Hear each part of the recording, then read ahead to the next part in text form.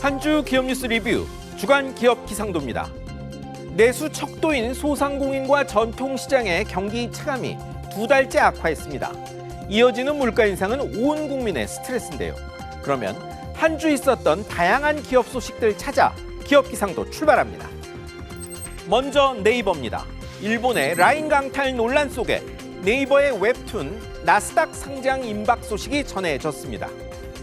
라인 본사는 일본이지만 네이버 웹툰 본사 웹툰 엔터테인먼트는 미국이죠. 이 회사가 상장을 위해 미국 증권거래위원회에 증권 신고서를 냈습니다.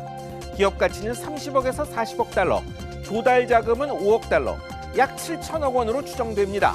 증권가에선 일본의 이상한 조치로 네이버 해외 사업 우려 커진 이때 웹툰 상장으로 우려 덜고 자금 조달에 고성장 발판 삼을 수 있다는 평가가 나옵니다.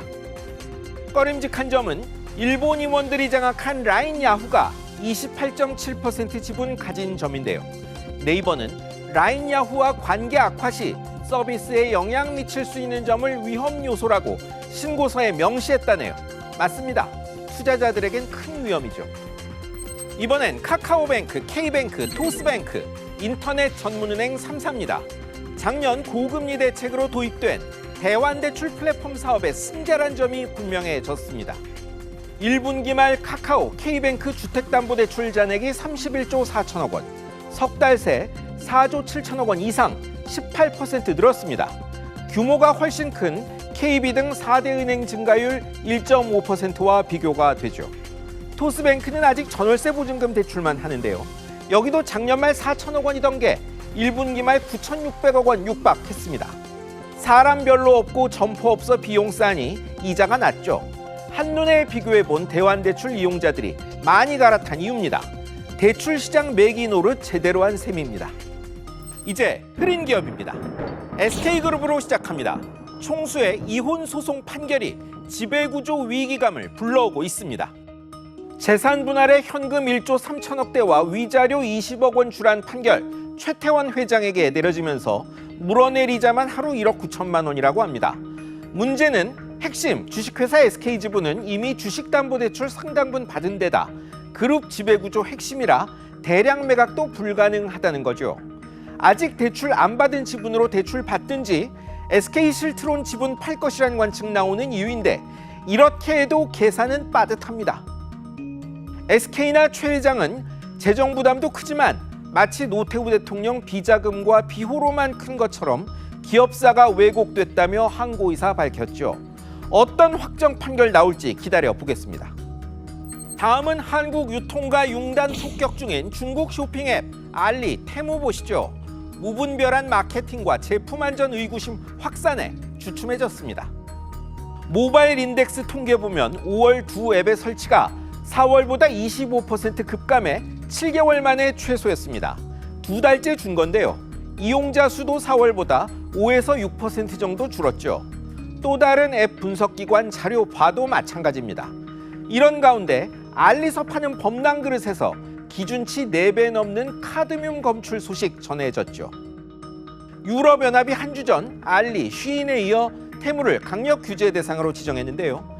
그냥 있으면 교정 불가 상황 올 것 모두 알기 때문입니다. 이번엔 급식, 식자재 기업 아워홈입니다. 총수 일가 남매 7년 분쟁 끝에 기존 대표인 막내딸 밀려났는데 여진이 계속될 전망입니다. 장남 구본성 전 부회장 밀어냈던 세 자매 연대가 장남, 장녀 연대로 바뀌면서 경영 맡아 작년 역대 최대 실적 낸 막내 구지은 부회장이 이사회를 떠나게 됐죠. 하지만 회사 안팎에선 걱정이 없지 않습니다. 기존 경영 전략 차질빚을 가능성 크다는 게 우선이고 장남과 장녀가 회사를 매각할 가능성도 나오기 때문입니다. 장남과 연대한 장녀 결정이 3년 전 의결권 행사 함께 하자던 세 자매 협약을 어겼다는 분석도 있습니다. 또 다른 분쟁 가능성 있다는 이야기입니다. 마지막은 손쉬운 세금 정산으로 급성장한 새 테크 기업 3.3 운영사 자비스앤빌런즈입니다. 세무사회와 갈등이 시작됐습니다. 4년 만에 누적가입 2천만 명, 누적 환급 1조 원인데요. 세무사회가 여기를 국세청, 공정거래위원회, 개인정보보호위원회에 신고했습니다.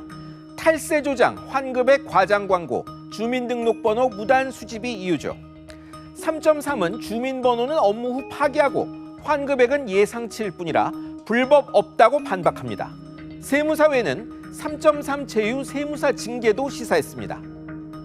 몇 년 끈 변호사협회와 로테크 기업 로톡 간 갈등 연상시킵니다. 기존 시장의 신기술 도입으로 비슷한 또 다른 갈등이 시작된 느낌입니다.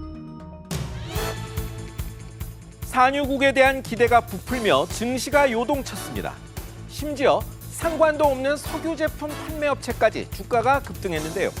아직 갈 길은 멀고 투자의 결과는 자기 책임임을 잊지 말아야겠습니다. 지금까지 주간 기업 기상도였습니다.